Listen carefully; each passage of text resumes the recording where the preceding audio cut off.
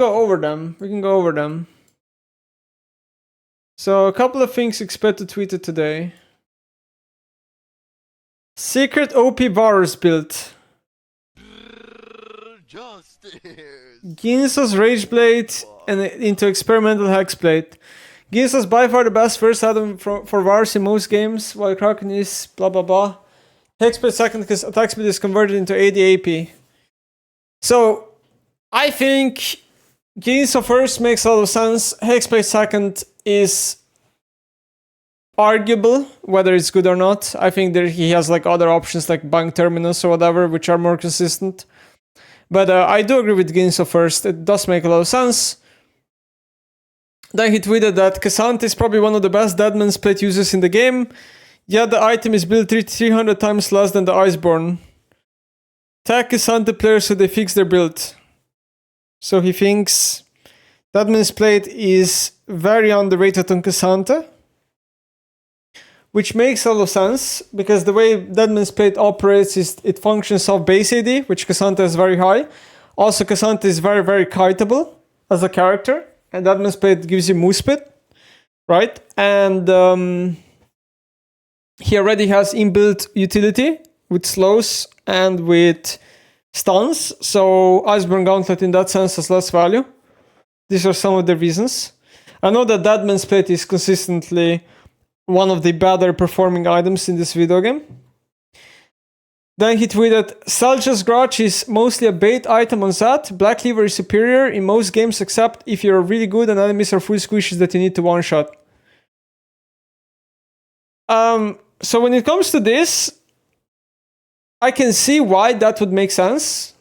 Because Zat, first of all, can stack Cleaver very well if you do like multi-shuriken combos on somebody. And second of all, it's like one of those things where health is just more valuable than building pure damage. Also, honestly, Salja's Grudge is just a bit underwhelming item. It's not a bad item, but it's not LDR level of strong. Salja's Grudge is a worse LDR. And assassin champions who don't want LDR are kind of more forced to buy Salja's Grudge, which is not as good of an item. It does make sense. It's kind of like a similar... I would use the similar reasoning on Azir, where Lianji is just a lot better in a lot of cases, even when enemy does not have high health stacking champions. Simply because the item gives you health, which is insanely valuable on champions like Zed and Azir. IMO. Then he tweeted, most Aatrox players are still building Eclipse and Sojin, which are bad. Shybreaker, Sundered Sky, and Iceborne Gauntlet is good. Deadman's Plate and Guardian Angel are his most undervalued items.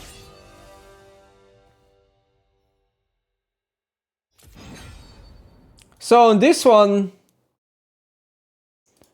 my take here is that I'm not sure about Sojin. I can see it not being the best on Aatrox. I am positive Eclipse is just a garbage item in general. I would probably not build Eclipse on almost anybody these days. I think this item is massively overrated. And it's not a very good item. So then he says, Stridebreaker, Sundered Sky, and Iceborne Gauntlet are good. Like, I can see Iceborne Gauntlet, I can see Sundered Sky. Not sure about Stridebreaker. Because attack speed does feel very, very wasted stat on somebody like Aatrox. And then he tweeted, buying Malignance or Ludens on Ahri is griefing. Blackfire Torch and Starfire Embrace are 100x better mana items for her. Also, Iceborne Gauntlet might be secret tech on Ahri in the right situations. So this to me makes 100% sense. Ambessa banned. What do I play? I don't want to auction into Bard and Yasuo. Picked Pantheon away. I don't need to pick AP, AD, I mean, or it's lost. I should just Yom probably on 5. Okay, why does this make sense? Well, first of all, most people on Ahri take Electrocute. And when you have Electrocute, you take Ultimate Hunter. So you don't need to have Ultimate Hunter and Malignance. Your ultimate is already low enough CD with only one of those things. Second of all,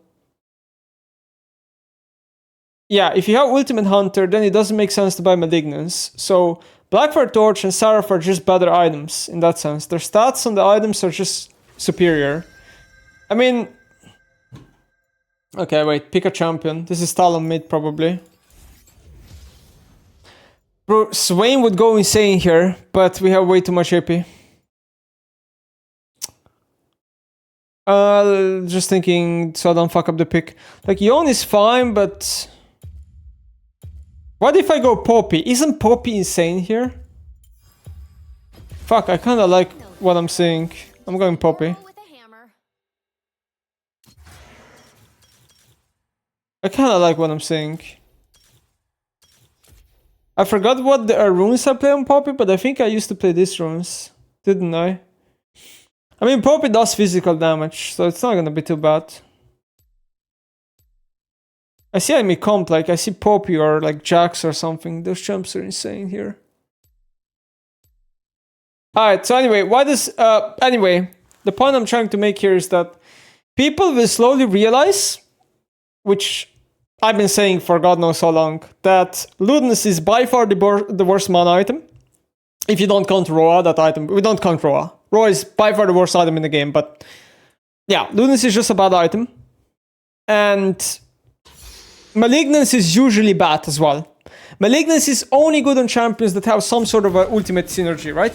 That's why majority of champs don't buy Malignance. So your only options are between Torch and Seraph, which are the best mana items in the game.